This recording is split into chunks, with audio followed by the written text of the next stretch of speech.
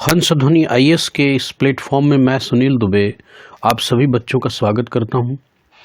जैसा कि मैंने आपसे वादा किया था कि ROARO 2023 और SSC GD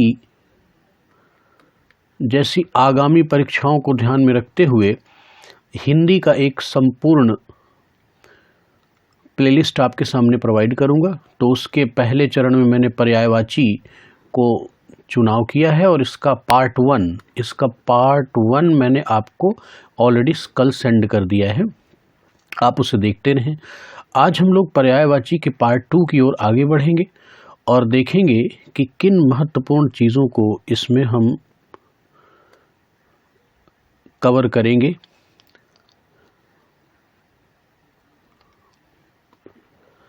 तो बच्चों आइए आज की क्लास की शुरुआत हम लोग करते हैं। आज मैंने जिस शब्द को चुना है पर्यायवाची के लिए वो है गरुड़। बहुत इम्पॉर्टेंट है। देखिए, गरुड़ की पौराणिक गाथा को अगर आप समझेंगे तो इसके शब्दों को आप बहुत आसानी से कर पाएंगे। कल मैंने आपको पर्यायवाची के संदर्भ में बताया था कि जो रूट वर्ड्स हैं उनको पकड़ने की कोशिश करें, रूट वर्ड्स का अर्थ निकालें और उससे आप धीरे से बहुत सारे शब्दों का पर्यायवाची बहुत आसानी से बना लेंगे। तो गरुड़ के संदर्भ में समझ लें कि ये भगवान विष्णु का वाहन माना जाता है और सर्प का आहार करता है और सांपों का अर्थात सर्प का ये शत्रु है। तो इससे मिले जुले कुछ शब्दों को मिला करके आपके सामने इसके अच्छे पर्यायवाची निकल के सामने आ जाएंगे। तो देखिए, जैसे यहाँ पर लिखा गया है सरपारी, तो आरी का क्या मतलब है? आरी का मतलब है शत्रु। इस चीज़ को ध्यान में रखिएगा। तो किसके शत्रु? सरपारी। तो ये हो गए गरुड़। खगेश्वर, देखिए खग ईश्वर, यहाँ पर समझ लें खग धन ईश्वर। अब आपको बताना है कि कौन सी संधि यहाँ पर लग रही है। तो खग धन ईश्वर में खगेश्वर, खग बोलते हैं पक्षी, अर्थात पक्षियों के राजा के रूप में इनको संबोधित किया गया। तो इस तरह की तकनीक का प्रयोग करके आप अपनी परीक्षा में जब वहाँ पर ABCD करके ऑप्शन आएंगे तो उन ऑप्शंस में से सही का चुनाव करने के लिए आपको तात्कालिक बुद्धि की आवश्यकता है। और आप इस तकनीक का अगर उपयोग करते हैं तो इंस्टेंटली उस समय तो आप निकाल ही लेंगे ना। आपको PhD नहीं करना है, आप अपने काम को निपटा लें, ये तकनीक आपके पास होनी चाहिए। इसी तरह से वैनतेय, ये बहुत इंपॉर्टेंट है। वैनतेय भी गरुड़ का नाम रखा गया है। विमान के वेग से चलते हैं इसलिए इनको वैनतेय कहा गया। खगेश, मैंने आपको कहा कि खग, खग अर्थात पक्षी, खग अर्थात पक्षी, और इनके ये राजा हैं, ईश्वर हैं, तो इनको कहा गया खगेश। इसी तरह से खगपति, पक्षियों के पति के रूप में इनको देखा गया। अब देखें पन्नगारी, ये बहुत इंपॉर्टेंट है। पन्नगारी, इसको मैं सिंगल स्टार कर देता हूँ। पन्नगारी, देखिए एक शब्द है पन्नग, और पन्नग का अर्थ क्या होता है? सर्प। पन्नग का अर्थ ही होता है सर्प। और अरि का मैंने आपको बताया है कि अरि का अर्थ होता है शत्रु। तो सर्पों के शत्रु के रूप में देखा गया पन्नगारी। इसी तरह से उरगारी, उरग धन अरि, तो उरग का अर्थ है भी सर्प। तो मैंने आपको शुरुआत में बताया था कि सर्प से संबंधित इनकी जो शत्रुता है, इससे रिलेटेड कई सारे वर्ड बनेंगे और इनके बहुत अच्छे पर्यायवाची आप कंठस्थ कर लेंगे। तो उरगारी, उरग के अरि हैं, कौन है? गरुड़ हैं, यह भी बन गया। हरियान, हरि किसको बोलते हैं? भगवान विष्णु। तो मैंने आपको बताया कि विष्णु के ये वाहन हैं। क्या है? वाहन है। तो विष्णु जी के वाहन है अर्थात यान है, हरि के यान है, इसलिए इनका एक नाम क्या पड़ गया? हरियान। और नागांतक, नागांतक सांपों का, नागों का अंत करने वाले नागांतक। तो गरुड़ के अगर इतने शब्दों को आप अच्छे से तैयार कर लेते हैं तो मेरा विश्वास है कि ये पर्यायवाची शब्द आपकी मुट्ठी में होगा। तो क्या क्या, देखिए एक बार रिवीजन कर लें। सरपारी, खगेश्वर, वैनतेय, खगेश, खगपति, पन्नगारी, उरगारी, हरियान, नागांतक। बच्चों एक बात ध्यान रखना है कि अपनी नोटबुक में जो आप कॉपी पेन लीजिए, नोटबुक लीजिए और उस नोटबुक में इसको दर्ज कर लें और इसी क्रम में रखिएगा, क्योंकि मैं जब भी कंटेंट बनाता हूँ तो क्रम का ध्यान रखता हूँ जिससे कोई न कोई सॉलिड न्यूमेरिक्स आपके दिमाग में बैठ जाए और आप उसको कर ली। जैसे कि मैंने यहाँ पर इन चीज़ों को उठाने की कोशिश की है कि जैसे कि पन्नगारी, उरगारी, है ना, खगेश, खगपति। अब खग से संबंधित शब्दों को मैंने आगे पीछे रखने का प्रयास किया, जैसे खगेश्वर, खगेश, खगपति। तो इससे आपके दिमाग में एक आइडिया बन जाएगा, तो आप इस तरह से इसको तैयार कर सकते हैं। आइए अब हम लोग अगले शब्द की ओर चलते हैं। जैसा कि मैंने आपको बताया कि मैं बहुत सारे शब्दों को एक साथ नहीं रखूंगा, स्मॉल वीडियोस आपके सामने मैं बनाऊंगा, जिससे आप देख सकें। इस नौजवान पीढ़ी के बच्चों के पास बहुत लंबे समय तक किसी चीज़ को तैयार करने का धैर्य नहीं है, ये बात मुझे पता है। तो आइए हम देखते हैं गंगा, बहुत इम्पॉर्टेंट है। गरुड़ के बाद हम क्या देखेंगे? गंगा। गंगा के संदर्भ में थोड़ा सा समझ लें कि गंगा जब मैदानी पर्वतीय क्षेत्रों से मैदानी क्षेत्र में उतरती है तो कई सारे संगम बनाती है। तो इन कई सारे संगम की स्थिति में, तो ज्योग्राफी का पार्ट है, मैं उनमें चर्चा नहीं करूंगा, कहाँ से नंदाकिनी और कैसे नंद प्रयाग, कर्ण प्रयाग, विष्णु प्रयाग होते हुए रुद्रप्रयाग और देवप्रयाग की परिकल्पना है। लेकिन सामान्यता समझ लें कि इसके इस प्रवाह क्षेत्र को सामान्यतः एक भाषा दिया गया, त्रि शब्द दिया गया। और एक शब्द है पथ, पथ का मतलब रास्ता, पथगा यानी 3 रास्तों में चलने वाली। तो इससे एक नामकरण गंगा का हुआ, गंगा नदी का, जिसे हम लोग त्रिपथगा कहते हैं। तो मैंने पहले ये शब्द आपके सामने रख दिया, इसको आप अच्छे से समझ लें। अब देखिए, देवताओं से इनका संबंध होने की वजह से कई बार इनके साथ देव और शूर शब्द जुड़ जाएगा। तो इससे इसके उपसर्ग और प्रत्ययों के साथ बने हुए शब्दों से हम आइडिया लगा पाएंगे कि ये गंगा का ही नाम है, और इन्हीं से तो हमें इन्हें याद करना है। तो आइए देखते हैं। जैसे देव नदी, नदी तो समझ ही रहे हैं, देवताओं की नदी के रूप में संबोधित किया गंगा जी को। देवपगा, देव शब्द यहाँ पर फिर आ गया, देवपगा। देवशरी, सुरसरी, तो सुर का भी मतलब क्या होता है? देव। तो आप इससे आइडिया लगा लेंगे कि गंगा जी की बात है। मंदाकिनी, अलकनंदा। अब देखिए, मंदाकिनी और अलकनंदा ज्योग्राफी के टर्म में दो अलग अलग, जब ये मंदाकिनी है और ये अलकनंदा है, तो ये अलग अलग शाखाएं हैं। लेकिन इसी तरह से एक भागीरथी नदी भी है जिसकी शाखा है, किंतु यहाँ पर हम इसको हिंदी पढ़ रहे हैं तो पर्यायवाची शब्द के रूप में लेंगे। तो मंदाकिनी भी गंगा जी का ही नाम है, और अलकनंदा, विष्णुपदी, विष्णु भगवान विष्णु के चरण कमलों से निकलने वाली विष्णुपदी, भागीरथी। और ये कहानी तो आपको पता ही होगा कि राजा भगीरथ ने इनको धरती पर लाने का प्रयास किया है, इसलिए इनका नाम क्या पड़ गया? भागीरथी। और जाह्नवी बहुत इंपॉर्टेंट शब्द है, इसको मैं डबल स्टार्ट करता हूँ, इससे सवाल कई बार बने हैं, तो इसको आप तैयार कर लीजिएगा। जाह्नवी किसका नाम है? गंगा जी का।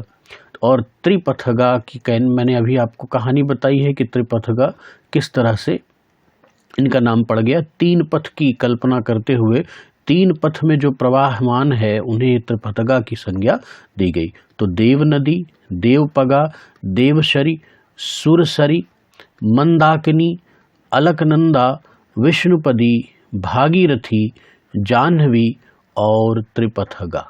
इतने नाम अगर अच्छे से तैयार कर लेंगे तो इतने में आपका काम चल जाएगा। आइए देखते हैं अगला शब्द। अब चंद्रमा, बहुत इंपॉर्टेंट। मैंने इसको स्टार्टिंग में ये सारे शब्दों को, जिनके पर्यायवाची शब्द बहुत ज़्यादा हैं, मैंने उनको रखने के पीछे एक लॉजिक लगाई है। वो ये है कि आप अभी से इनको बार बार रिवाइज करके तैयार कर लेंगे तो एग्ज़ाम के समय बर्डन नहीं पड़ेगा। आपको केवल ज़रूरत पड़ेगी एक रिवीजन की, रिवीजन के बाद आप क्लियर कर लेंगे।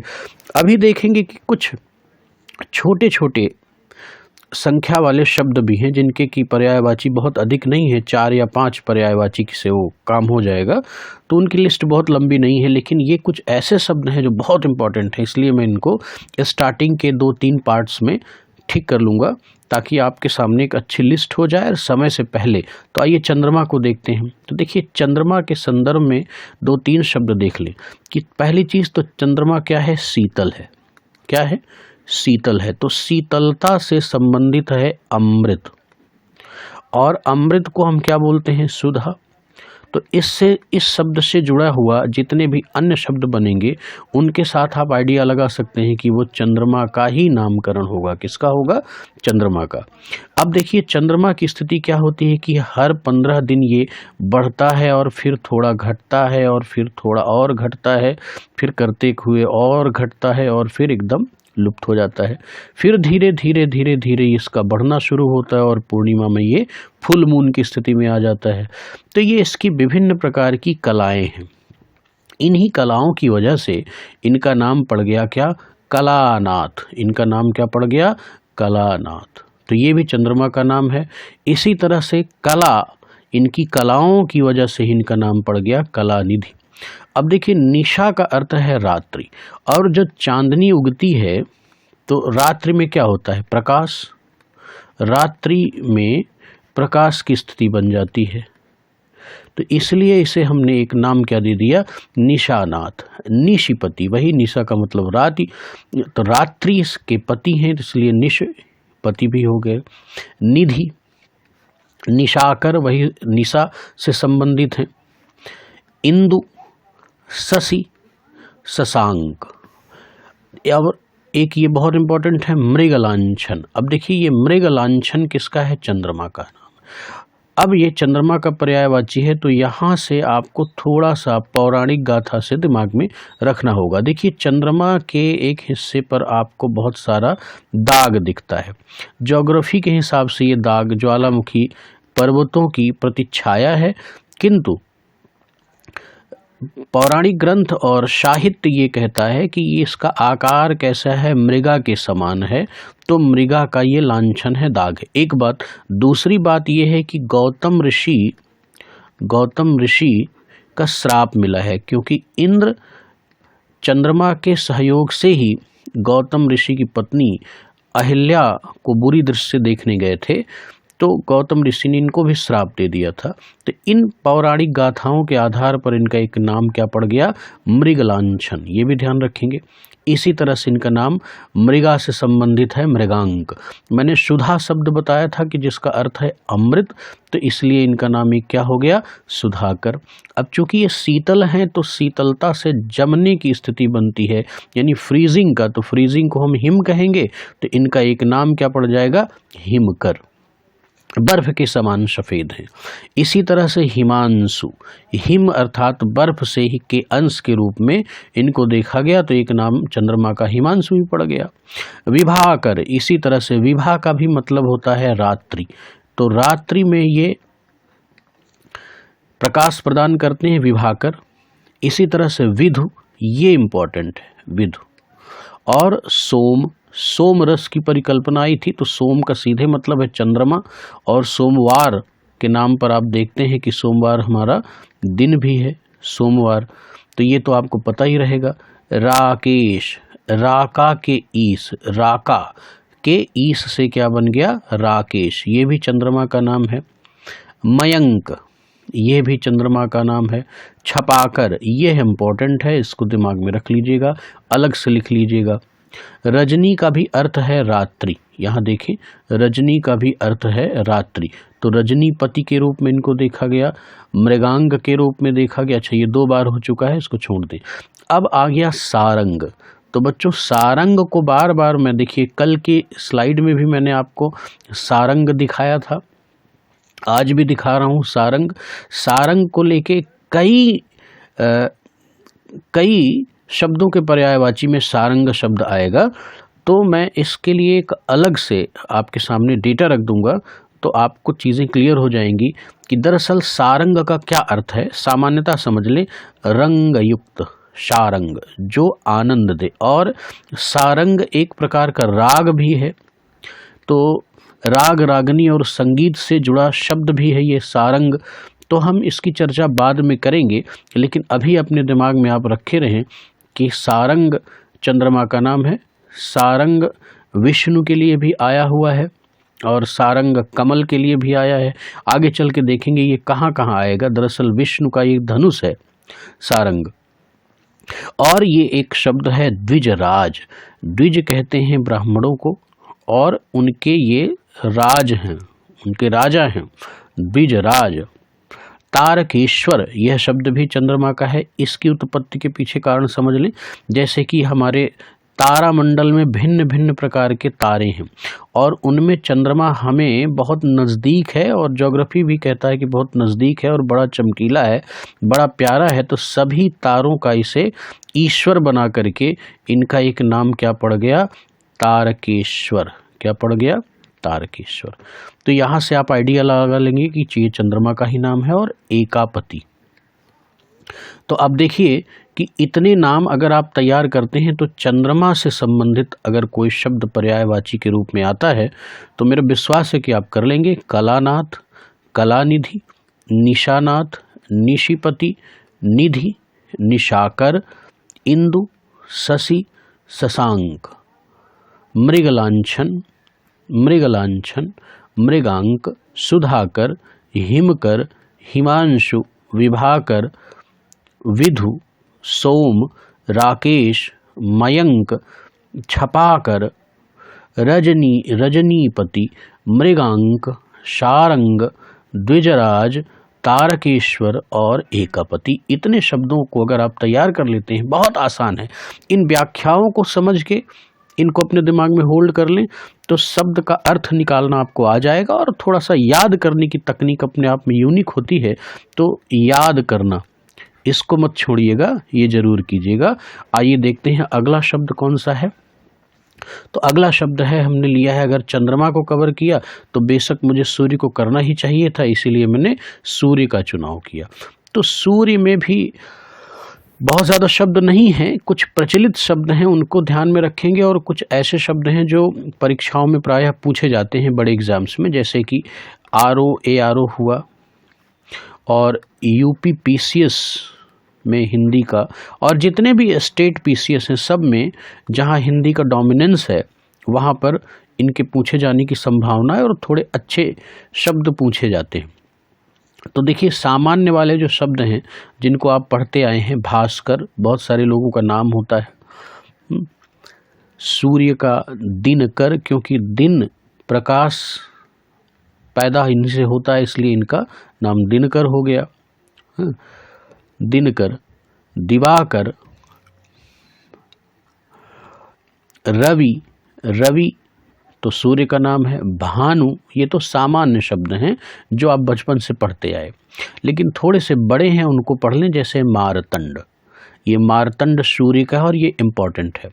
सविता, अब यहाँ से देखें सविता को कैसे आप गायत्री मंत्र पढ़ते हैं, तो गायत्री मंत्र में सवितुर रेण्यम की बात है। तो ये कहा गया है कि ये सविता देव के लिए है। किसके लिए है? सविता देव। और सविता देव सूर्य को ही माना गया है, तो ये सूर्य की आराधना में लिखा गया मंत्र है, ऐसा कहते हैं। सविता यहाँ से बन जाएगा। रवि सामान्य है। भानु, दिनकर, दिवाकर, भास्कर, तरणि, तरणि शब्द जो है यह भी इम्पोर्टेंट है। और मारीच, इसको याद रख लीजिएगा, ये सूर्य की बात है।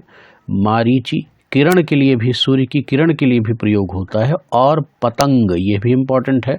सहस्रांशु, बहुत ही इम्पोर्टेंट शब्द है सहस्रांशु, यानी हजार अंश, हजारों किरणों से प्रकाशित होने वाले सहस्रांशु। और अर्क, ये बहुत इम्पोर्टेंट है। अर्क, इसको मैं डबल स्टार करता हूँ, ये ध्यान रखिएगा, क्योंकि अर्क से ही आगे चल के अर्कजा बनेगा। और अर्कजा कहते हैं यमुना को। किसको कहते हैं? यमुना को। तो इसका मतलब यमुना क्या हुई? सूर्य की पुत्री हुई। यमुना क्या हुई? सूर्य की पुत्री, सूर्य की पुत्री। तो यहाँ से आप यमुना को क्लियर करेंगे, इसलिए अर्क बहुत इंपॉर्टेंट है। तो देखिए कितना आसान था। सूर्य के साथ हमने क्या क्या कर दिया, कौन कौन से शब्द हैं सूर्य के सही पर्यायवाची? मारतंड, सविता, रवि, भानु, दिनकर, दिवाकर, भास्कर, तरणि, मारीचि, पतंग, सहस्रांशु और अर्क। तो कितना आसान है, तो आप आराम से इसको तैयार कर सकते हैं, कोई प्रॉब्लम नहीं। इस तरह से आज की क्लास को यहीं पर विराम देते हैं। धन्यवाद।